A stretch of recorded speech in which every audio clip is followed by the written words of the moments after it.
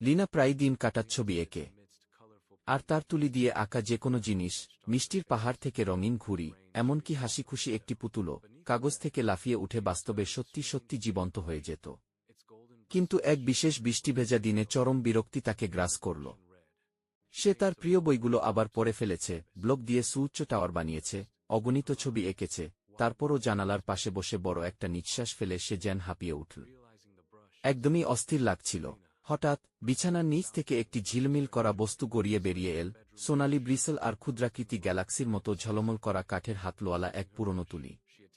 লিনা মনে করতে পারছিল না যে তার কখনো এমন কোনো অদ্ভুত তুলি ছিল, কিন্তু কৌতূহল তাকে থামাল না। সে তুলিটা পানির রঙে ডুবিয়ে একটা ছোট লাল বল আঁকল। আর অবাক হয়ে দেখল, বলটা কাগজ থেকে লাফিয়ে বেরিয়ে এলো, একদম গোল করা আর সোনালি ঝিকিমিকি ধুলো ছড়িয়ে। লিনার চোখ বড় বড় হয়ে গেল, এটা জাদু। উত্তেজনা সামলাতে না পেরে লিনা তাড়াতাড়ি তার ঘরের দরজা বন্ধ করে দিল, যেন এ জাদুর খেলা শুধুই তার গোপন।